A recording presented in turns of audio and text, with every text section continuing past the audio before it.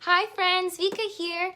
February is over. That means another wrap up, and yeah, let's just get into it. So this month I read a total of 7 books. I have most of them right here. One of the books I read this month is Sense and Sensibility by Jane Austen. Now, I really liked this book. I gave it 4.5 stars, if not 5. No, I gave it 4.5 stars, 4 stars.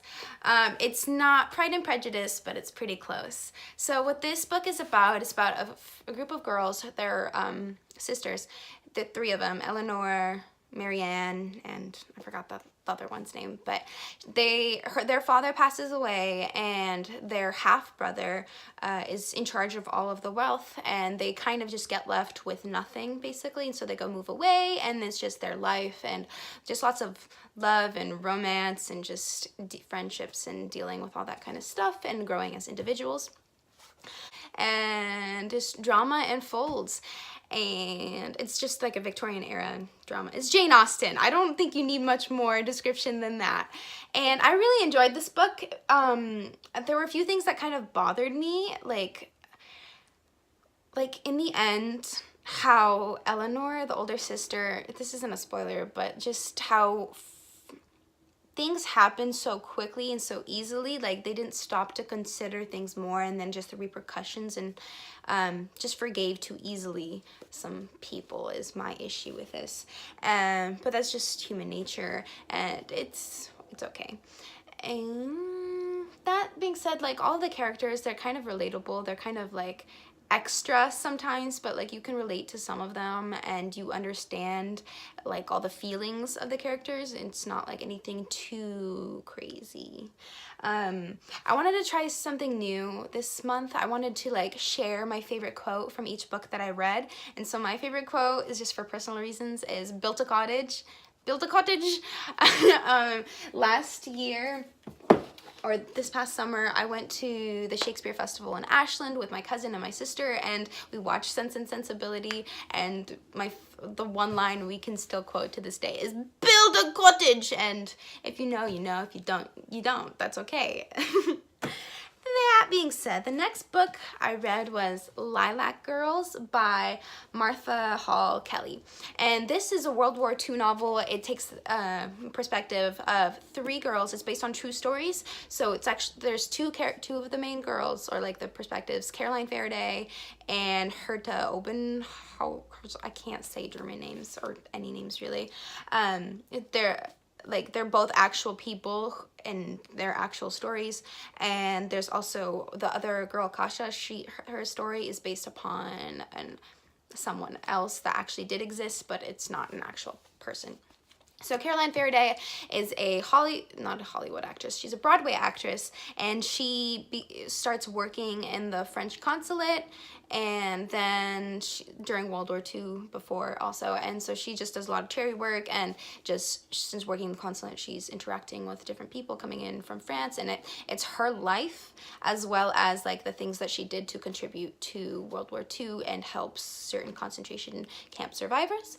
Also, so Herta, she's a female doctor. She's like one of the very few in Germany, and she gets placed into the only female concentration camp that Hitler ever established, and she's a doctor there, and stuff that she did that was maybe not so great. It was not great at all. And that story. And then there's also Kasia, who is a Polish girl of German descent, and she starts working for the Polish underground when Germany starts occupying Poland. And it's all of their stories, and they're really good. This is a World War II story, you know, like historical fiction, but it's more real. It's more true story than it is fiction. And the thing is, like, since it is written in 3 different girls' perspectives, like, you get kind of attached to one storyline for like a certain chapter. You get into the story, but then it stops at a cliffhanger. Like, if every chapter stops at a cliffhanger, and then it moves on to a different, like, one of the different girls in the book. And it's like, it's kind of frustrating sometimes, just like having to flip back and forth, because you start, like, you know, you start a new chapter, you start like you're with a fresh mind, and you're like a new character, and you have to get back into the zone of that character. and then you get invested, and then it stops, and then you have to do it all over again. And that was just kind of what frustrated me with this book a little bit. But other than that, like, the writing was beautiful. It was really great. And yeah, I don't really have any complaints. Like, and my favorite quote from this one was, I forgot to mark it in here, so it's on my laptop, but it is, if I'd known I was about to meet the man who'd shatter me like bone china on terracotta, I would have slept in. How good is that? That's pretty good. So the next book I read was, you guys, I finished it. I finished A Voice in the Wind by Francine Rivers. I gave this 4 stars also. So far all the books I've read have like 4.5 stars. And this book was okay. It was like, I understand why a lot of people like it. I just don't understand the overwhelming amount of hype that was around this. So what this was about is about a Jewish girl named Hadassah. During the Roman Empire, Rome comes and conquers Judea, where she's from, and she gets recruited to be a slave. She's lost everything, and then this is her journey as a slave in Rome and the Roman Empire. And not only that, there's also like other the characters that you come across. It's also a Roman boy whom she ends up serving for, like his family. His name's Marcus. They're basically like nobility. They're very high class, very well respected family in the Roman Empire. And then there's also Atrides, and he is a German and at war against Rome and the Roman Empire, and then he gets captured and he becomes a gladiator. And so it's all of these people's stories, and then also all the other sideline characters. I hated majority of the characters. Like, I understand hating, like, sometimes you're supposed to hate characters, supposed to hate some of the characters, like the things they do, like, without a doubt, you're supposed to hate them. But thing is, like, I hated Marcus. I hated Julia. I hated basically everyone except for Hadassah, but she was annoying quite a bit at times. Like, I was mostly, and the parents, I liked the parents in the book. And so, like, Atrides, he's like the only admirable character. Like, he had his faults, but you understand them and you're almost forgiving of them. But the other people, like Marcus and Julia, I wasn't as forgiving of them as the rest of the people. Like, they frustrated me. They're just like you know what? I'm gonna make like my own review for this book. How about that? I'll just make my own another video for this, because I just have a lot to say, and I feel like this video is just gonna be way too long for me to include everything I thought about this. But it was okay. It was good. Like, I have complaints, but there are also like things. It just took me a while to get into it. It took me like halfway into the book to start getting invested. So my favorite quote from A Voice in the Wind is, "Unless we have something worth dying for, Atrides, we have nothing worth living for." Am I right? I mean, not am I right, but she's right. If we have nothing to die for, what are we living for? No point. There's no purpose. Next book I read was A Darker Shade of Magic by V. Schwab. I listened to that on audiobook, and this book I actually did not intend to read. I actually just read it because I had no audiobooks. I had finished all the ones that I had checked out, and like I wasn't expecting any for like another week or two, so I just looked at what was available in the library app, Libby, and just checked out whatever the first thing that came across that kind of interested me. And A Darker Shade of Magic, I had seen a lot of other booktubers review, and a lot of people liked it and loved it. So I was like, okay, like, let's see what the hype is about. And I honestly didn't know anything going into it other than it's placed in this world where there are multiple Londons, and like they're kind of just like alternate universes, and you can travel between them to access those Londons. And that was all I knew. And so there's like a gray London, there's a red London, there's a white London, and there's a black London. So what actually happens is that is all true, but there's only like 2 people in the world who can travel between the Londons, and one of them, the main character, he breaks a rule that you like traveling between the Londons, and just a lot of drama happens, and he comes across this one girl, and they're kind of ragtag trying to solve all the issues that happened. And it was really, really well written. It was really, really good, but very intriguing. I liked the whole world building and everything. It was just too dark for me. It was a lot darker than I thought it was gonna be. I mean, the title should have given it away, but it was not my pace. It's not my style, and I don't think I'm gonna continue reading the series just because like not for me. That being said, it's kind of too dark and stuff, so that's okay. So the next book I read was The Art of Racing in the Rain by Garth Stein, and as many of you know, in my February TBR video, I was really excited for this. I thought it was gonna be super lighthearted and fun, and I was gonna laugh a lot. I was wrong. This is a very hard and serious book, deals with a lot of issues. So The Art of the Racing in the Rain, it takes in the it's about this dog named Enzo. Look at the cute little guy. It's about this dog named Enzo, and he is old and he's dying, and he's reflecting on the life he had and the life of his family. So his owner is named Denny, and he's a race car driver, and just basically from when he's adopted by Denny and then up until, you know, now. And he's talking about this, and there's so many things that happen in this book. Like, it was like a series of unfortunate events, and it was just so heartbreaking and depressing. I was angry, I was sad, I was crying. I mean, I did laugh and I did smile too, but still, it was kind of heavier than I thought it was gonna be, than I expected, and I wish I was prepared for that, because then maybe I could have prepared my heart.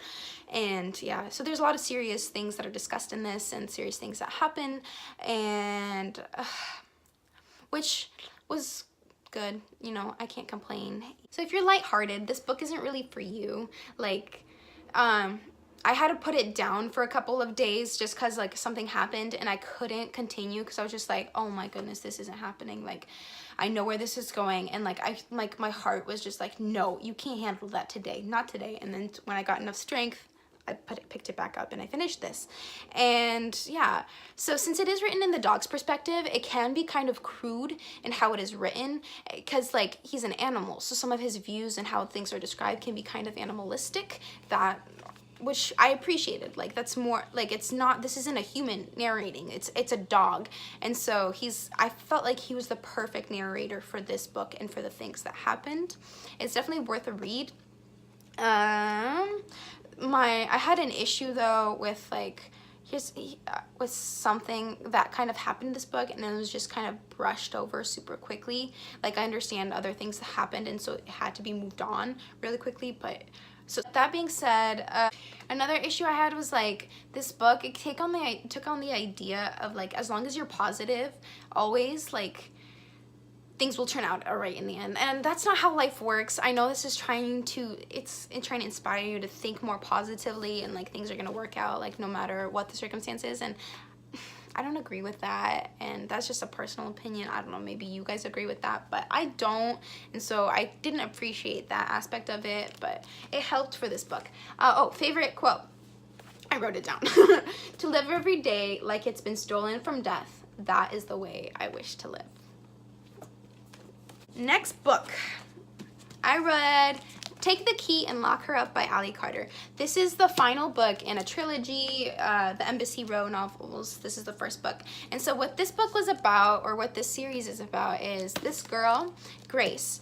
Her mom passed away not too long ago, and she witnessed her being murdered. She is adamant about the fact that she was murdered, and no one believes her. And so she goes, since she's her dad's in the military, she goes and lives with her grandpa. He is the ambassador for the country of Adria, which still has a monarchy and whatnot. And so she goes and lives with him and on Embassy Row. Ergo, hence the name of the series. And so she's just adamant about finding the killer and just making people believe that her mom was murdered. And things happen.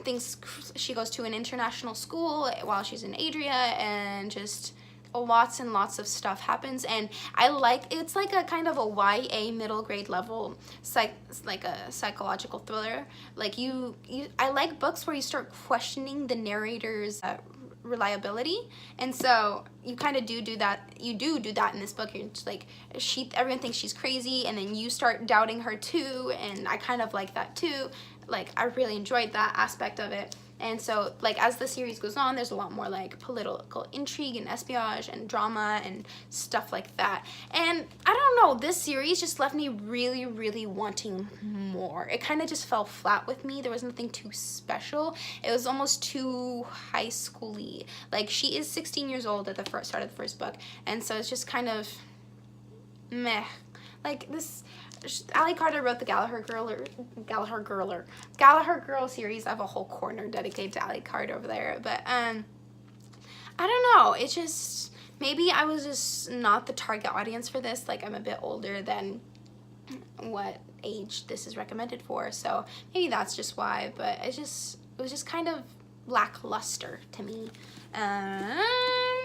And my favorite quote from this book, I gave it 3 stars, by the way, so it was just a meh read. Between us, we speak 7 different languages, but not one of us says a word. Interesting. And last but not least, I read A Dance of Thieves by Mary E. Pearson. And A Dance of Thieves, I also gave like 3.5 stars. And so what this series is about, it takes place 6 years after the aftermath of the Remnant Chronicles, which I mentioned a couple times. It's by the same author, and so if you haven't read the Remnant Chronicles, you don't have to read this book, but there are things that are spoiled within the book. Like, the author tries hard not to, like, show you, but it's given away anyway. And like, it's not, none of the major characters are really included in A Dance of Thieves that are from the Remnant Chronicles. It's like minor characters that were like barely mentioned in the novels. And so if you haven't read it, you can read A Dance of Thieves, but if you plan on reading the Remnant Chronicles, read the Remnant Chronicles first before you do. And that being said, Dance of Thieves is about, it takes place 2 perspectives. It takes the perspective of Jace and the perspective of Kazi. And so it takes the perspective of Jace and Kazi. And Kazi, she is part of the Rattan from Venda, so she's like this elite warrior, and so she gets sent on an errand by the ruler of Venda to go undercover kind of thing, and like go to the Citadel and try to find this missing person. And so while she does that, things happen in this Citadel and on the journey to and from and whatnot. And Jace, he's the heir to the Citadel, and so they kind of become entwined, and there's a lot of like espionage and political intrigue and whatnot. And this book also just kind of just fell flat to me. Like, I wasn't very invested in the characters. I didn't really care for them. Kazi is kind of really unlikable in my opinion. I didn't like her at all. Not at all, but I just didn't like her. And I don't know, it was just lackluster. Like, I loved the Remnant Chronicles, and I was so excited to get back into the world, and it was just meh. I don't know why. Favorite quote.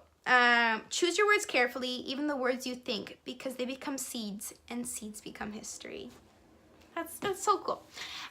So those are the books I read this past month. It's quite a bit, and a lot of them were just like heavy, and I don't know, next month I'm gonna read a lot lighter books. So yeah, let me know in the comments below if you like me doing the quote thing. I might or might not keep doing it. I kind of like it because it keeps my eyes out for like something that really resonates with me a lot, and I get to share with you like a little bit of the book other than like just plot. So yeah, let me know what you guys thought. If you guys have read any of them, if you guys want a specific like full-length book review of what I thought about any of these books, like I know I'm gonna do one for A Voice in the Wind. I feel like a lot of people would like that. And yeah, let me know in the comments below. I hope everyone has a good week, and I'll see you guys soon. Bye now.